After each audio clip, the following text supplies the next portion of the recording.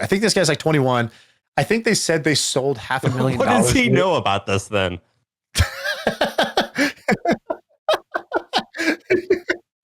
Bro got his first wood and just decided to create a product. He still has his first one. Well, you're 21. I mean, things work great. Yeah, why do you need that? But basically, I think he said they sold like $500,000 worth of chocolate off this ad, and like within a couple of weeks or something like that. So it really like jumps.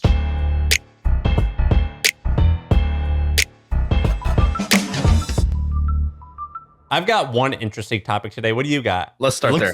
You want to start with my thing? Yeah, start with yours. So you're a 33, 34-year-old guy, so you probably haven't been to the doctor in like 15 years, but accurate. Yeah. Men don't go to the doctors. My wife's gone and I'm sitting here doing this podcast. I'm wearing flip-flops with one foot has a sock on and underwear that's inside out because I didn't want to do laundry. So like, yeah, I mean, I'm a grown child too. But so listen, have you been to the doctor like with your wife or kid and noticed that there's like these TV screens in there? I have, like in the waiting room, you mean? In the waiting room, but also like in the doctor's office, like in the actual medical, like in the room. I see them in the waiting room, but I'm Kaiser and those guys are cheap as hell, so they don't put them in the actual doctor's office. Yeah, Kaiser's its own network and hospital, so they wouldn't apply to this. But basically, if you go to most like an independent or like a normal non-Kaiser doctor, there's TV screens in the waiting room, there's TV screens in the hallway, and then oftentimes now they've got TV screens in the doctor's office. And so, have you heard of this company called Outcome Health? I've heard of this once before. Maybe from you. No, I think it's actually from our buddy Sieva. And I'm just going to tell you 3 words I remember. $100 million, basically like waiting room TVs, and there's an Indian dude who's the founder. Those are the 3 things I kind of know about. Yeah, well, you're missing the 4th word, which is fraud. Oh, so, okay, gotcha. This was 4 years ago, so maybe something has come out since then. So I'm going to tell you about this business, and I actually think that it's kind of like pretty morally corrupt, but it's interesting nonetheless.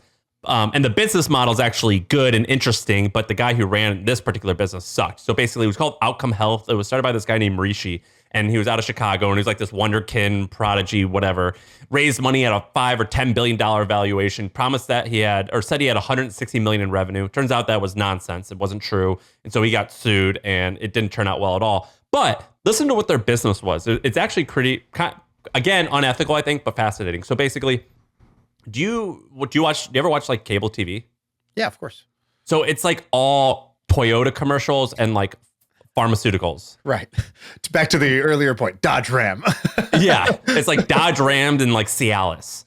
And that's one of the reasons is like on Google and on Facebook and stuff like that, you can't really advertise pharmaceuticals, or at least the rules are a little bit different. And so pharmaceutical companies are advertising like crazy on TV, something like $8 billion last year spent. It's like the 3rd largest category.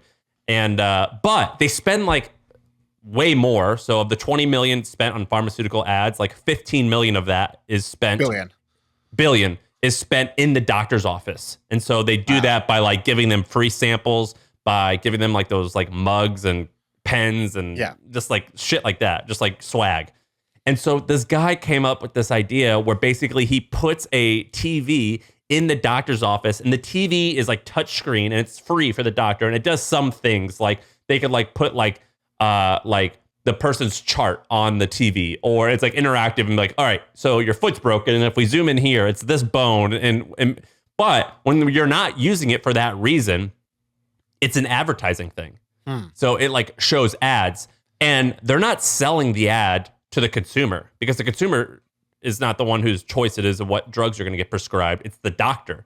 And so the pharmaceuticals go to Outcome Health and they say, here's the 50,000 doctors who we're trying to reach. Show me which of those you have your TV in their office and help us reach them. And we'll pay you a lot of money for that. Right. And theoretically, this guy was full of it. In like the 4th year business, he was like, yeah, we're making like $160 million in ads, in pharmaceutical ads. And now Outcome Health was eventually acquired by another company, and they're actually doing it legitly, and they're properly making over $100 million. And it's all from pharmaceutical ads on these freaking screens. So what was he lying about? He lied about which doctors he had, or he lied about the revenue? Like they just didn't have 160 million?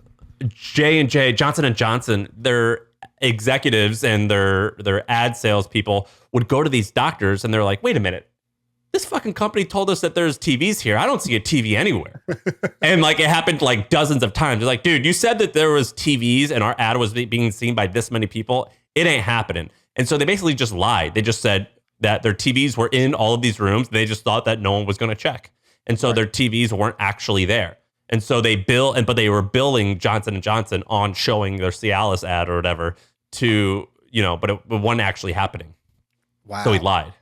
But also, it's pretty crazy. Just put the TV there. What a stupid reason to lie. Like, go get the TV in the doctor's office. Like, it's not that expensive or hard to do to get a TV in a doctor's office. I just think it's crazy though that like this business model is like crazy fascinating though. It is kind of a good business model, but I think it's the whole pharmaceutical industry advertising is kind of like bullshit. You know what I mean? It's like, dude, someone's going to do this for like, so we talked to that company that was doing this on top, putting, screens on top of Uber cars. Which so like, I was totally against. Like, I thought that business wasn't going to work. Was I right or wrong? Did it work? I think it looked like we were wrong because they raised a bunch of money. But again, who knows? Maybe it's a, we got a Rishi in Chicago situation again here. So I don't know. But that company did pretty well. Neither of us invested in it. There's other versions of this. So the question is like, what are these captive audiences where you can go create an ad network, right? So it's like, there's like physical places. So like, I don't know, high schools, colleges, like what can you just go put this in every dorm, like in the country and then be like, hey, you want to reach college kids? There's no more effective place than this. Cause like, every 3 minutes we give out like a free, code for like a Snapple from the vending machine. And then the other, 2 minutes are just straight ads. And so it's like, can you find captive audiences in other ways and create a network of like some highly desired, like person? Like if the key would be, could you somehow do this around like, I don't know, stay-at-home moms? Probably not, because they're spread out. Like that's the thing with doctor's offices. Like there's a smaller number of them that you need to like get the screens and they're high value. There's this company called Cheddar. Do you remember Cheddar? Cheddar was basically like The Hustle if it focused on all the weird shit instead of just like the substance, and then somehow sold for $200 million.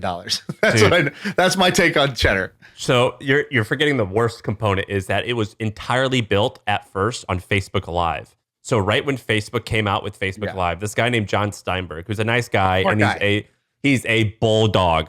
This guy is like Ari Gold. Like if he sees what he wants and he's like a missile. He just captures on it and he just goes straight towards it. So anyway, this guy launched this company called Cheddar, and the content was shit. And somehow they got like, let's explain the pitch, right? So here was his pitch and how he raised a bunch of money from investors. He said, very similar to what you said, hey, millennials, Gen Z, these guys are not trying to watch, CNBC or MSNBC or I don't know, whatever the finance channel is. I don't even know it. That's CNBC. The pitch was CNBC only has like 20,000 concurrent viewers at any given point, but it makes like $1 billion a year. Right. And they're all on Medicare. So it's like, okay, so how do you get like Gen Z millennials? They're not going to watch that. What are they going to watch? And he's like, social media, right? And all the VCs have nodded their head. He's like, you have a teenager. Do they watch CNBC or do they watch social media? And everyone's like, social media. He's like, and guess what? They now have live video. Facebook has live video. Twitter has live video. YouTube has live video. So we're going to create CNBC on social media. And they basically created a 24/7 like TV show that was business news that would just be streaming all day onto Facebook Live, onto Twitter Live, onto like YouTube Live, onto all these different platforms. And it was John and his co-host. That in itself is amazing. Building 24-hour 24/7 is crazy. 24/7 is crazy. So that is amazing that he could even pull it off. But there was one factor that he kind of screwed up on, which is like no one wanted to watch. No one watched it. Yeah, everyone scrolled right past it. Yeah, no one. So his like he executed a bad premise wonderfully. Yeah, 10 out of 10 hustle, 2 out of 10 idea, because guess what happens on social media? You don't stop and watch live video for 40 minutes. Like, that's just not what happens on most social media. And so, it just didn't really work. And you're right. And 24/7, it was kind of boring because there's just not 24/7 worth of like interestingness when it comes to that stuff. And he raised money. I think he raised 40 million, and somehow a cable company bought it for $200 million. And he told me, I met with him, and he told me one time, he was like, yeah, so I'm going to start this company, and in 2 years, I'm probably going to sell it for $200 or $300 million. He just told me, and he just called it a shot, and he's a bulldog, and he nailed it. He's an unstoppable force, and he pulled it off. But now what they do is if you go to a gas station, you don't even go to gas stations anymore, do you? No, dude, I pump my own gas. Yes, I do. If you'll see Cheddar all on their little screens. That's on right. all and so they're like owning like this weird market of people who want to play like Jeopardy while they're pumping their gas. Like, it's like Snapple facts while you're like doing your gas. So they've got the gas market. Well, who was it that we met? Didn't we meet somebody? I think maybe it was just me. I met somebody recently who was like, yeah, at a gas station, those screens, like I own the ad inventory of like these like in these like 3 cities. Like I'm like the kind of main guy. So like, how do you think I should sell these ads? He's like, I that's what I own. I own this inventory. And Was it making money?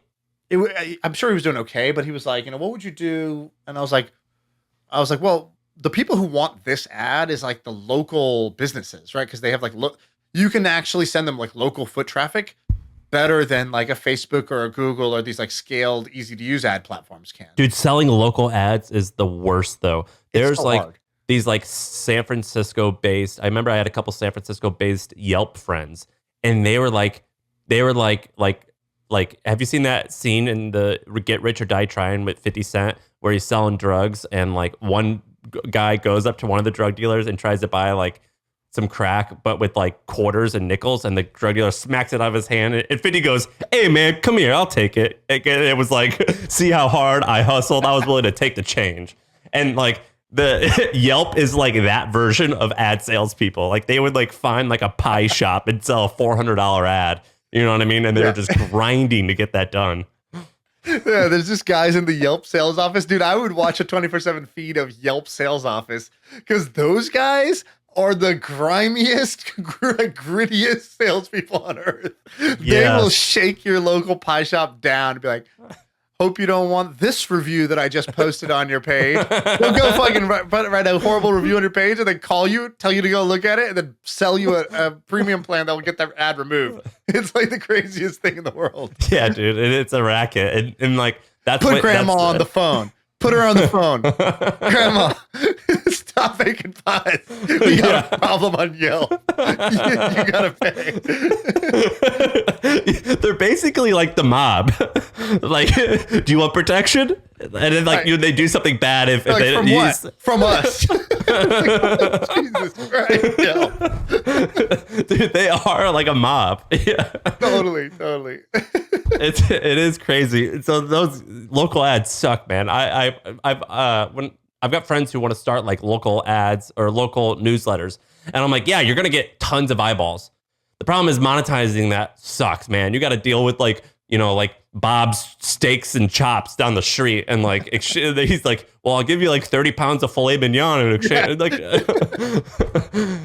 it's just hard. I got this great deal for Milk Road. So I was like, okay, what's our fill rate? I think our ad fill rate was like 75% or something last month. And I was like, what was it? It was 75%. Yeah, and I was like, Ben, what? Damn, that's pretty good. I was like, what do we do with this other 25%? And he's like, dude, he's like, we actually got hit up by a couple brands that you have said you liked on the podcast. And he's like, they were just like, yo, we'll take any ad that you don't have that day, but we'll take it at 40% of the list price. And I'm going to give it to you in store credit. It's like the worst deal. It's like, I'm getting shut down by Yelp here. But I was also like, I kind of love that product. So yeah, like, let's do it. And so like, I have like, like right in front of my front door right now, I have like pallets of Fit Aid because I just like ran a Fit Aid ad for them. And it's like, well, here's, $2,000 of Fit Aid, in exchange for that ad. Thank you so much. And so I'm like, all right, great. My gym has like, energy drinks for the year, and it's done. That's actually pretty smart. And it's really smart on their part. It's smart on their part. And Ben was like, yo, tell me like the five or six products you love the most. He's like, I'm doing mine too. And like, we'll give sweetheart deals to all these companies. Like if we actually want their free product, like if we really want their free product, this is a great way to do it. And he's like, it's a great deal for them too. They just get this like ad hoc remnant inventory. I told you this off air, but when the hustle started, in order to get advertisers, did you notice that when you started Milk Road, when you started having ads, you would get more people emailing you asking to advertise? Yeah. Exactly. Yes. And so I noticed that early on. I was like, or I didn't notice it, I guess. I was like, if we put ads in there, we're going to get more ads. And so I was like, well, like, what's like the most famous brands of people who everyone knows of, but hopefully their employees don't read The Hustle. And so in the early stages, like, you know, like it'd be like The Hustle brought to you by Ford. And I had never talked to anyone in my life. I just put their logo in there and said I was sponsored by them. And I remember like, hopefully Ford, you guys, I'm sorry, but basically hopefully they still don't listen. Yeah, hopefully. I love Ford. I had an F-150. I love Ford, but basically that's illegal. I mean, that's illegal. You can't do that. And I didn't know that it was illegal. I was like, oh, just put like, you know, Microsoft in here, like put Ford, whatever. Who cares? Right. It's like, hey, a free ad for them, right? I'm giving them something. Yeah. And I would put that in there, and then immediately like someone would email me. And then eventually I noticed that if I put a brand's ad in there, their competitors would call me to advertise. Right. And this one I'm not going to say, but I would put in certain tech brands. I'm like, right. Dude, this company X has a really big ad budget, but they're not emailing me. Let's go and advertise Y, which is their direct competitor, and put them in there. And then immediately after, and then sometimes what I would do is I would only put that particular ad in the email that was going to that company. Because with email newsletters, you can be like, oh, wow, there's 8 people that have an @uber.com email. Let's send an email with a message just to them. Yeah, here's a Lyft takeover email for them. Dude, that's so I'm like a mini Rishi, a little mini Outcome Health here. But yeah. But by the way, that's kind of counterintuitive, like that. Oh, if I put ads, that's actually the easiest way to sell more ads. And then being sort of, fake it till you make it. Yeah, I think that's like the startup way. There is a line. I personally don't think you crossed it. I don't think either. With the podcast, by the way, it was the same thing. Somebody was like, it's like I had this conversation on the way. Somebody was like, oh, dude, love the podcast. And they were like, how much you making on that? I was like, not really making, much here. I do this for fun. But then it's kind of like ate at me, and during my Uber ride to the thing, and I was like, okay, I'm gonna get an ad. It was like the first or second podcast, maybe third podcast. I was like, I'm gonna get like a sponsor. I was like, okay, do I really want to go do outreach to sponsors? No way. So I was like, I just in the middle of the podcast episode, I go, and by the way, today's episode is brought to you by no one. No one sponsored today's episode. I like made it a joke, and I was like, but think about it. You could have me right here explaining your product. I could be like, wow, it does this and it does that. And I just like did this like fake ad read like for nothing. And I just like, whatever. I just like did that. Dude, the next day I got so many, like as soon as that episode released, we got like our first 3 sponsors just from that, like brought to you by nobody ad. And so I was like, oh, that was like the hack for ad sales was, just because to embarrass myself a little bit on the pod. Well, the reason it works, and this is something that I learned along the way, was a good marketer is a shark. And what they do is they spend most of their time seeking out underpriced new platforms and new places to advertise. The way that marketing typically works is you find one thing that works, you spend all the money and you crush and destroy it and you strangle it. And then you go, all right, that's exhausted. Move on. Next. And so you are constantly seeking out the middle step. Then you go tell everybody about how this ad channel is crushing for you. You get well known. You sell a course on that. Meanwhile, you've moved on to the next channel that is not saturated, and you go do that, and then you're silent until that one stops being like fruitful. And then you do the same thing. You sell the course, you talk about it, and then you move on again. And you do the same thing. And so whenever you see like a new podcast that you think has potential, or you see a newsletter or like TikTok ads were a good example. Like, they're probably going to crush once they open it up, which they are. And that's how marketers work. And the smart marketers early on would approach me and they go, hey, can we just buy it out for the year? And at the time I was like, yeah, definitely. I'm poor. I need everything. And then I realized, oh no, that's stupid because we're going to grow a lot and I know what they're doing and they're smart. Right. Have you seen, did I send you this TikTok ad for Tabs chocolate? I don't know. You've been sending me all these messages. I didn't realize it until 2 nights ago that I even had an inbox on TikTok. All right, I'm going to show you what I think is the best ad I've seen in like, I mean, I don't want to say my whole life, but I can't really think of a better ad. So I'm just going to give this guy mad props about this ad. This company, Riverside, just raised like 40. So right now, Shaan and I are using this podcast thing called Riverside. They just raised like $40 million. So it better work. Tell me this is not the best ad you've ever seen, and I'll break down why. Okay, that's a good ad. So first, explain what it is for somebody who's not watching the YouTube channel. They're not. So there's this attractive 19-year-old, right, or 21-year-old woman, and she says, "Y'all, let me put you on, and this is a special chocolate that will change your love life. Seriously." It shows her and her boyfriend each taking a tab of the chocolate, and then it shows her again with her hair having sex hair, like it's implying that she just had sex. And then it just says it works at the end of it. And okay, so this ad has 650,000 likes, went viral. It got featured in Vice and a bunch of other places because the brilliance of this. So why is this ad brilliant? So first, the hook. The first hook is her. She's got her hand covering her face partially, which is like with like the kind of like, oh my God. And then it says, y'all. But it's real. This is a real, like this is like a real thing. This was I think he created this ad. This wasn't what I mean is it doesn't look like a highly produced thing. It literally just looks like a woman doing a selfie. Yeah. She's holding her phone.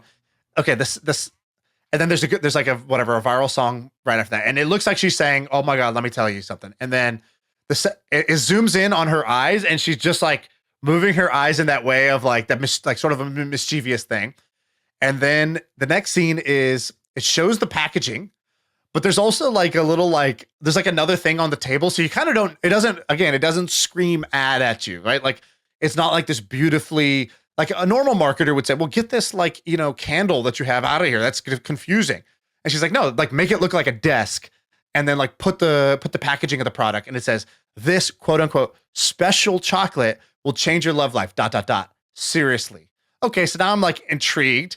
It zooms in on it. And then it shows the guy and the girl each breaking off a piece, like half and half of this thing. So, hey, that looks kind of fun to do. And then it doesn't tell you anything about it except for it goes to her with the disheveled hair, the JBF hair, as they used to say in college, if you know what that stands for. And then it just says it works with the shocked face. And then it's again her looking around like, oh my God. Dude, what is okay? So I actually don't know. What does JBF mean? I didn't go to like a cool. Just been F. So basically why is this amazing? This is amazing because to me, the best ads have 3 components.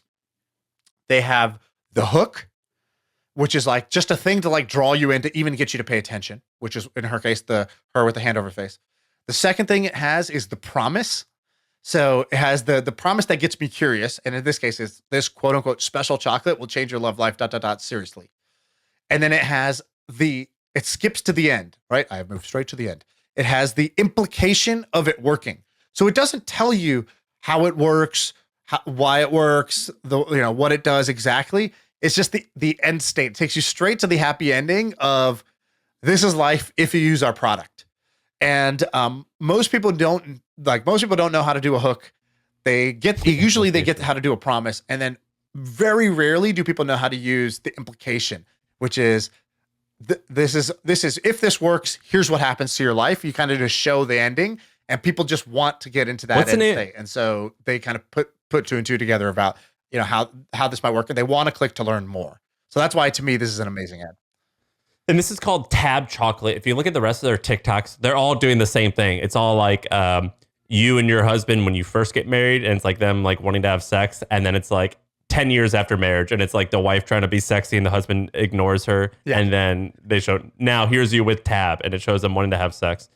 So like an easy thing to advertise for. Well, kind of easy, but what's this company about? Are they killing it? Yeah, so they basically are a D2C company. I want to give the founder a shout out. I think his name is Oliver. I want to say Oliver. Let me see. And what's in this chocolate? What makes you horny? I don't even know. Dude, I don't know. Probably nothing. Doesn't matter. Yeah, this guy Oliver. I see this guy Oliver on Twitter. He's young. I think this guy's like 21. I think they said they sold $500,000. What does he know about this then?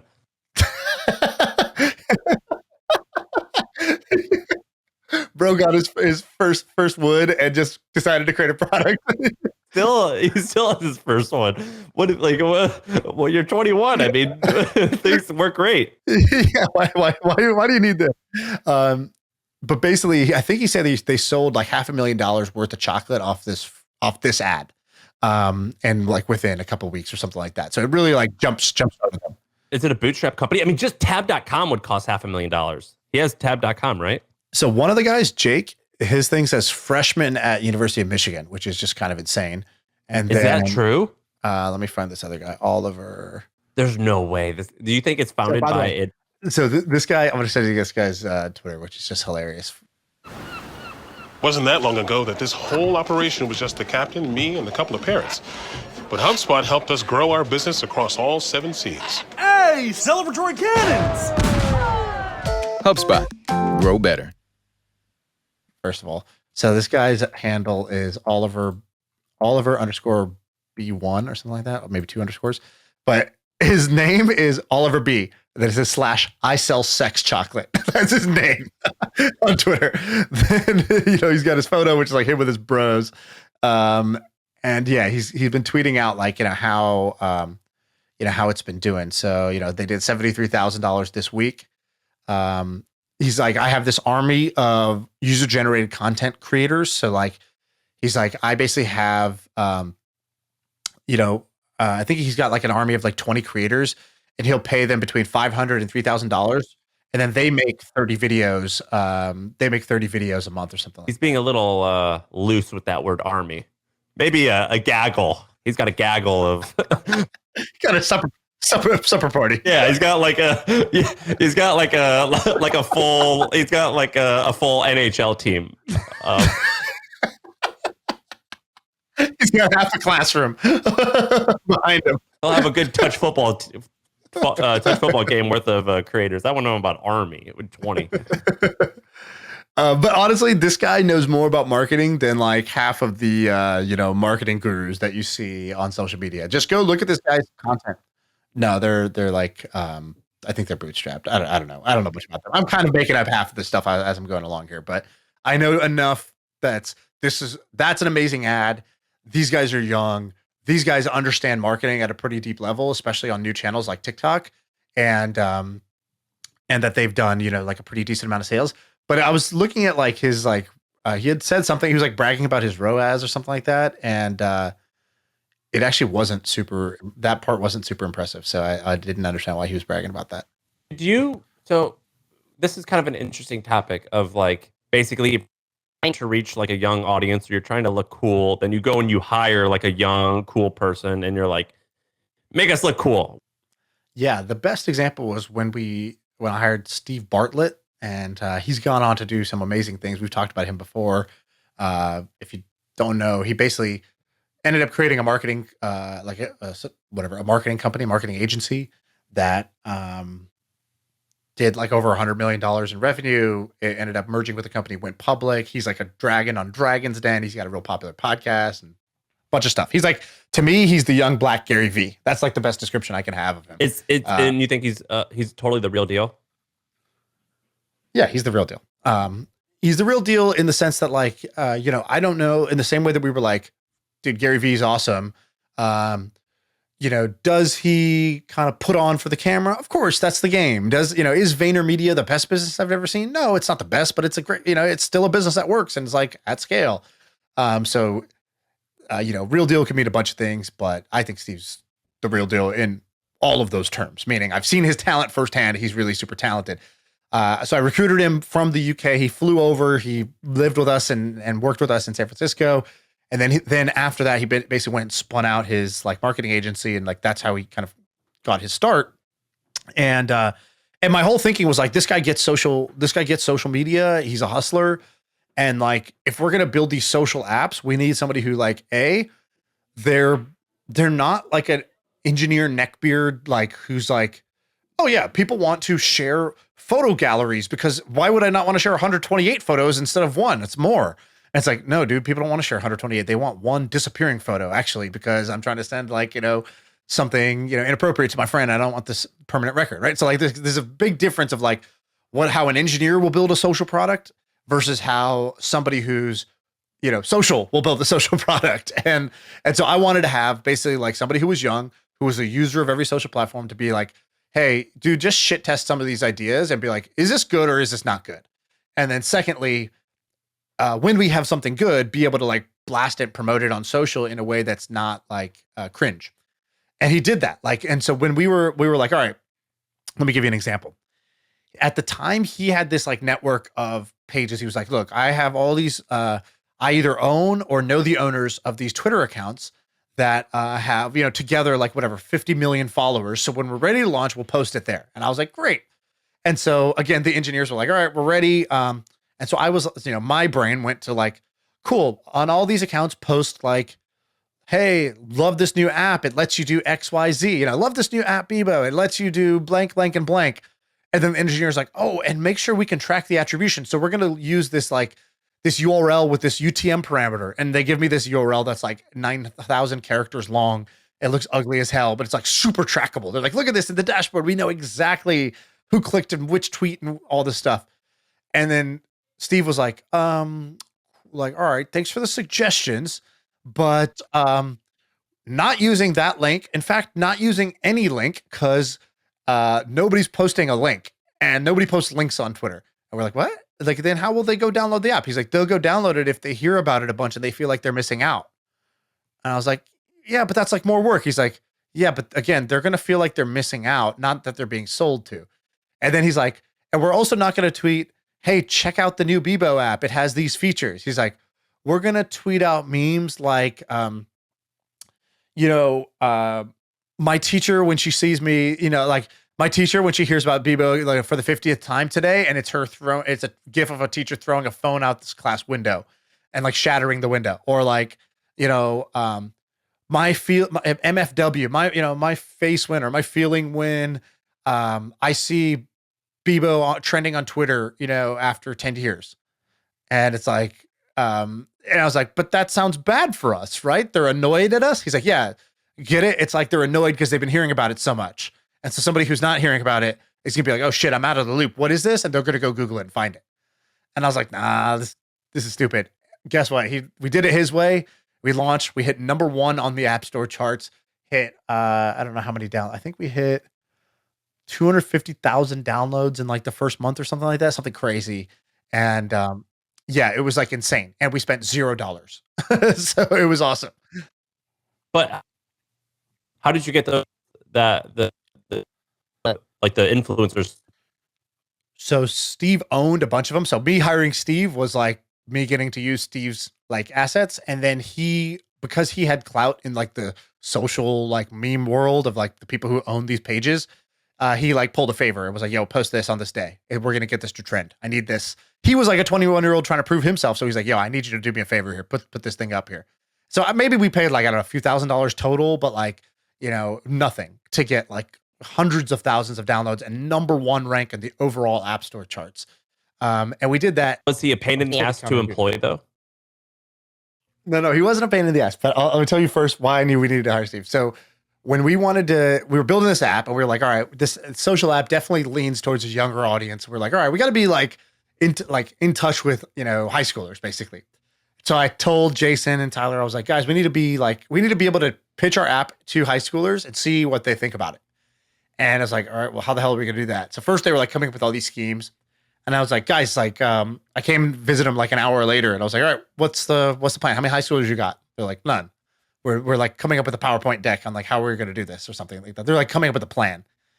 And I was like, all right, like, let me put it differently to you guys. Here's a better question.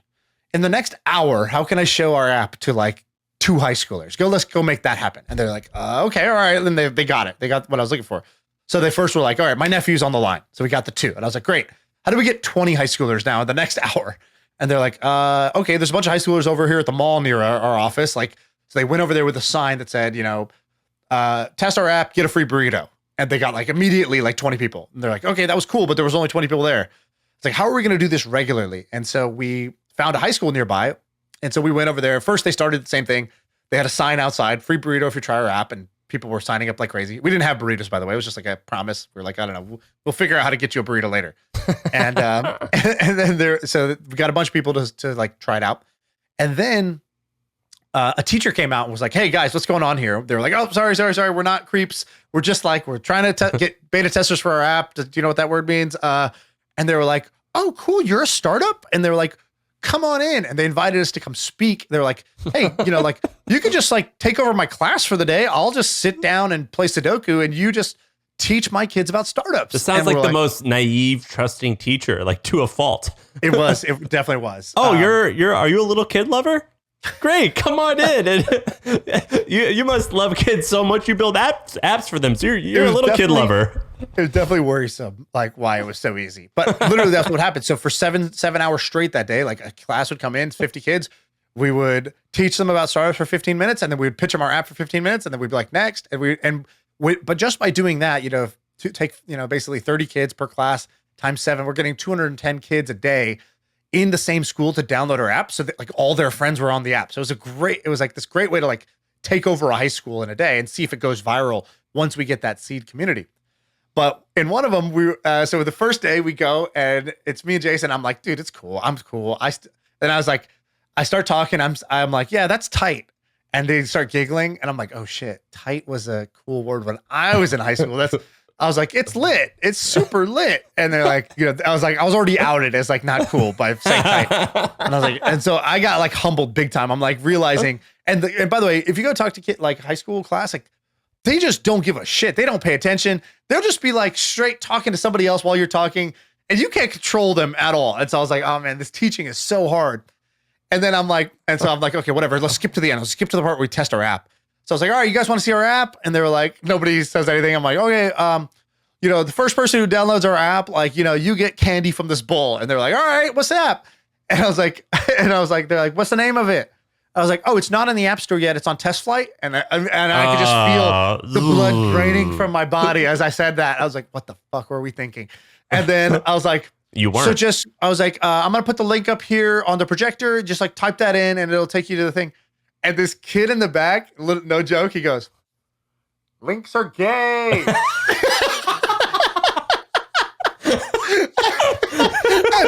Dude, I was so embarrassed and I just got wrecked and I started laughing so hard. I couldn't stop laughing. And I was like, and literally at the office from there on out, we were like, hey, like HR, we don't mean this in a bad way, but it's the funniest thing that just happened. The whole company is in on this joke. And so anytime somebody was like, yo, send me the link, like in Slack, and somebody else would be like, links are gay. Because it was the most, like, you thought you got nagged. I got straight bitch slapped by this like 13-year-old. And it was unbelievable. It was unbelievable. By the way, the other thing, every high school kid has just a cracked screen. None of them have a phone that is like the screen intact. They all got cracked screens. You know what I think about every once in a while? So do you remember this company called Chubbies? Yeah. So basically they made like shorts, and they were great guys, but like their customers and were just like bros, like hard, like Chad Bro Chill, like the hardest like bros you could think of. And which is like, that's fine, but I don't want to be like 40 years old and having to like make ads like about summer and spring break, like, like you know what I mean? Like I don't relate to that at all. At least I don't if I'm like 40. And it's kind of like the Barstool guys. It's like, man, you're losing your hair. You want to be doing like these beer bongs, like, and I think about like to build a social app or even like other products like Chubbies in that space, and to be a grown adult doing it, it's kind of if that doesn't work, it's super embarrassing. I thought you were going with some highly intellectual conclusion here, and it was just like, yeah, you basically were like, yeah, you're kind of a loser. It's just embarrassing, man. Like it totally is. It's cool because TikTok worked, but imagine a bunch of like a 45. I think the guy who started TikTok or whatever, what's it called? The owner of TikTok, I forget what it's called, Bitnami or what's this shit? ByteDance. Like this 43-year-old Chinese guy trying to make products for like, but it worked, dude. American girls, like young 14-year-old American girls. It's like, yeah, it's cool because it worked, But man, this could have gone either way. Like this could have gone either way. And like that's kind of scary to me. Not scary, but that's like another one. We built, so after that app, so we go through that process that I get humiliated. I'm like, oh my God. I go back to the team. I'm like, we are so far disconnected from like our customer. Like we thought we could go in there, teach them about startups as if they give a shit, and then tell them to download our test flight app from a link. And like, we all heard how that went down. Okay. So, I got basically like, I was like a character in South Park that day. So I got owned, and then I was like, all right, well, so we pivot and we try this other app that was like, the idea was like, it ended up being what House Party was. So us and House Party were at the same time. It was like an app where it's like, I don't want to call somebody, but like, I'm down to hang out if somebody else happened to be like free at the same time. And so it was this app where you could just kind of say like, if you could just say if you're available, and if other people are too, you can just get into kind of more of a spontaneous conversation versus a phone call where it's like, dude, what do you need from me? But I was like, well, so they made the app, they made the prototype real quick. Engineers are great again. And then the front screen, they're like, hey, we need some text for this. Like, cause right now it just says like, push to begin, or like, like initiate. And I was like, oh no, that's like, we don't want to write like initiate. That's not going to work. Again, teenagers, they don't like links. What do they like to do? Netflix and chill. And so I was like, oh, just make it like a swipe, like Tinder. I was like, so it just said swipe to chill. And like literally like the first version said swipe to chill. And we had one guy, Johnny Dallas, working for us, and he was a teenager. So he was like a 16-year-old programmer, and he saw swipe to chill, and you could just see him being like, do I have to share this with my friends? Like, could you guys with other people before I send this to my friends? Because it says swipe to chill on the front.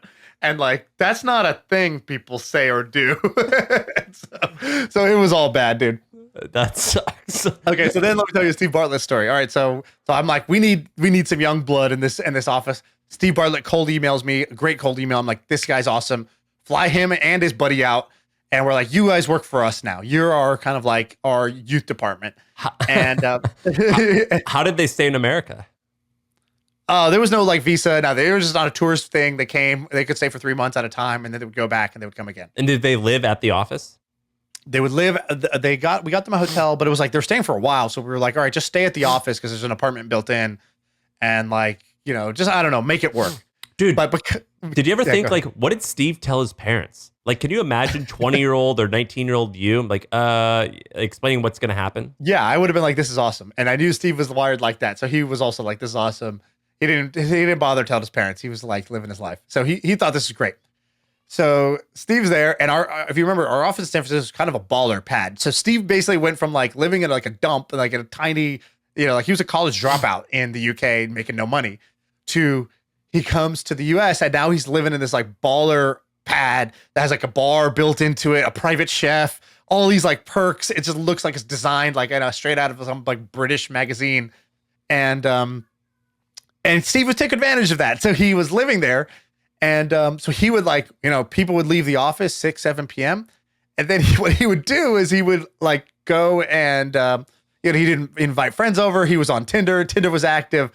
And so we would come into the office in the morning. And like, I remember one day I came in and like some girl was like leaving, doing the walk of shame, holding her heels in her hand, like walking out. And like, we had women working in the office who were like, who is this girl? Like, what? And why is she like hungover, leaving the bedroom in the office? Like, what's going on here? And then Steve would come down and be like, and he was like, proud of himself in a way. He's like, dude, I'm winning at life. And so that was a little bit of a problem. And then I remember they were like, what did you say to him? Like, hey, you can't even this. Yes, you are living here, but you can't live here. Yeah, I think I told him once, but I remember just like even in the conversation, it was like, oh man, he feels like he's in the principal's office, and I feel like the principal, and like I could tell this is lame because he wasn't doing anything out of any malice, right? Like it would just be like they'd be hanging out drinking, at the bar we have in our office, but they would kind of like leave the bars kind of sticky and with beers everywhere. They didn't know to like, just like some professionalism stuff. Like, it's a Tuesday night, I should just like, let me just at least make this look like we weren't here drinking and hanging out all night and playing the music and the neighbors get a noise complaint, stuff like that, right? Nothing harmful, nothing like bad, just like slightly annoying to people who felt like they were parenting them in the morning when they came in. And like I remember one time the funniest one, and the one where I was like, this is just not working out. They had like order. They had like, or I was talking to our office manager, and I was like, I promised. I talked to Steve. They're not gonna like play the music too loud, and like they'll clean up the beers or whatever. And like that happened one day, and then the next day, no beers, no loud music. It was all good. And then she opened up like the supply closet to like get like some new pencils and like sticky notes for the meeting we had, like the board meeting we had. And like just a giant pizza box fell out. And she was like, why would you put a pizza in this closet? Like just throw the pizza in the trash. And she was like, these kids, like, I can't do this, Sean. I can't do this. And I was Did like, you fire him? No. I didn't fire him, but I was like, I kind of knew in my head, I was like, you know what? Birds got to fly. I was like, these guys, they're talented. They need to do their own thing. Them conforming into like our office, like setup and like, it's just not like a fit, you know, like they don't need to run these meetings, like these daily stand-up meetings with the engineers. It's like, that's not their skill set. That's not what they need to do. Like they're good at like taking something that's dope and making it like pop in the market. Like, and they just need to do that. And then basically that's what their marketing agency did. They would just find cool brands to work with and they would figure out how to tell that story and make it big and trend in social media. And it turns out they were great at that. And they made like, you know, hundreds of millions of dollars doing that. And so that was like a successful outcome. But I kind of knew in my head, I was like, all right, there's these advantages when you bring in these sort of like these non-domesticated cats, and they're gonna be real with you about the market. They're gonna like have fresh ideas. They're gonna be good at like playing the social media game, but like, you know, they're not gonna be the best at like, you know, running this like, you know, agile software like, you know, meeting. This is not what they, you know, they don't need to be product managers. They need to be like out and about. I remember I read a profile about him when he was still pretty young and it was working. And it was like BuzzFeed or something. I think it was BuzzFeed. And he must have been only 23 or 24. And they were like, basically the office has like a slide in there. And like, it was like everything young. Had a ball pit, like a McDonald's play place. And he was like, they've got like 40 employees here. And I asked him how much each person is getting paid. And it was like $25,000 a year. It was like nothing. But they like love it because it's the first time a 21-year-old is able to like be the head of HR and like just figure out stuff as she went. And I was like, oh my God. I don't know about those numbers, but I do remember at one point it was like they had 23 employees and I think 22 of them were under the age of 22. Like it was like all 21-year-olds. And they were like, and that was the Vice article or the whatever Vox article or whatever it was. It's just like, meet the 21-year-olds who are running the internet right now. And it was true. Like they owned all of the popular Instagram and Twitter accounts in Europe. And so they just had like crazy ability to influence the market and they had the right people to do it, right? Like that's who knew how to build and those that pages. was the business. The business was brands would pay to advertise on those Twitter and Instagram handles. Initially, that's how we used it. But that was a part of it. We created this like idea of like this thunderclap, which was like getting all those pages on the same day to be talking about your brand. You came up with that name? I remember saying it, but I think other people use that term. So I don't think that's a good in my head term. I invented it, but I'm sure I learned it. I heard it somewhere. I'm sure. But the thing what they were doing was then they would just like a brand would be like, hey, what's our social strategy? So then they quickly got away from just like, hey, pay to post on our pages because that's kind of like transactional to like, hey, Netflix, do you want to know how to do your social? Like, why don't we just be your agency of record for social media, for your social media marketing? And like that became with a fat retainer and like ongoing campaigns. And then they would like do like proper videos and like kind of viral video stunts, things like that, whole strategies for these brands. So that's what it became. And then they launched their own brands too. We've been getting the past few episodes, we've been getting more into just trying to just telling funny stories. I'm very eager to see if this is the route that we should go. It's way more fun, that's for sure. Yeah, it's fun. But after every episode, I have to like do like a cancellation check-in and be like, was I sexist, racist, homophobic? Is there anything that I said that could have been construed as hateful in any way to any group of people that is going to be like offensive? Like I tweeted out this thing the other day that's like, and by the way, they're never hateful. They're always like a compliment. But like I tweeted out this thing, which was like, my investment criteria, big market, good traction, founder is Mormon, Russian, Jewish, or whatever. I like said something, but it was like positive. It was like, because I think those founders, like on balance, are awesome. Like I've had, like, and it was a joke. And it was a joke, right? And people were like, what does race have anything to do with who you'll fund? This is what's wrong with, and I was like, well, first of all, it's a joke, to be clear. Like, did you think this was serious? And secondly, like, it wasn't a joke saying I don't fund these random niche minority groups. It's like, no, I think Mormons are awesome at sales, and like, just as a general like positive prejudice, I'm inclined to believe that these people are really smart or really talented or really gritty or really whatever. But of course, like, there's no winning, right? Like, the audience that like gets that and thinks it's awesome is like so small compared to the other audience that's like, I will make it my life's mission to like get you canceled now for this joke you said. The Nelk Boys, which is like those YouTube guys now, they've got a new podcast. It's only good because they're not like good at asking questions, but they're good because they're so famous that they get like the best guests. So the Nelk Boys had Donald Trump on, like one of the most famous people in the world. They had all types of like, they had Habib on, they had Dana White on, they have like all these like hugely famous people. And they were talking to Dave Portnoy, and they were like, yeah, like, we're uncancelable because like everyone's expectations of us are so low. Right. And like, we're just degenerates. So like, everyone's like, yeah, of course they did that thing. Like, there's no surprise there. These guys are idiots. And I'm not sure if we're there yet. I don't know if maybe. I think we can be, but it's like, for example. Do you want to be? Yeah, do you want to be, right? Like, I call it the cancellation vaccination. It's like, do you want to be vaccinated against cancellation? Here's what it entails.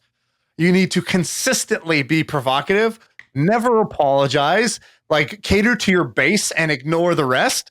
And like, that's the cancellation vaccination. That's what Joe Rogan does. It's what Donald Trump does. It's what the Nelk Boys do. It's what any group of people, Dave Chappelle, it's any group of people who like, they're like, look, I'm going to say what's on my mind.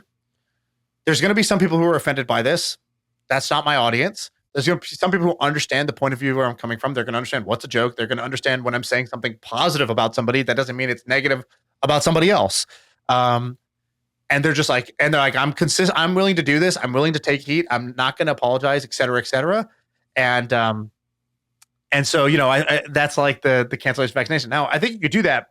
I think you also need to be financially independent or directly fan supported. And like, for example, this is a HubSpot podcast, network podcast. You work at HubSpot. I don't think they're going to love some of the jokes that you tell. Like, even if that person individually thinks it's funny, they'd rather us just take no risk, right? Why? Like, for them, the risk reward, calculator is like, oh, just take no risks and it's fine. Just like do your other stuff. It's great. Whereas for us, it's like, dude, no, like, I'm here to have a conversation with Sam. I want this to be like a conversation we would actually have. I think that's how you get super fans, because they feel like you're being authentic. You're not like separating the real you from like this like public podcast version of you.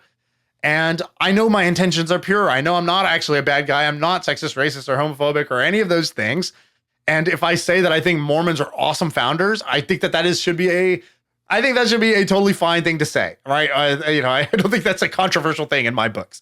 And so I'm like, I'm part of the common sense party, and I want other people who are, like, can use their common sense and are not like easily offended around me.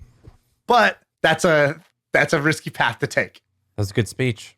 I'm on board. Good, very good speech. All right, I guess that's the episode.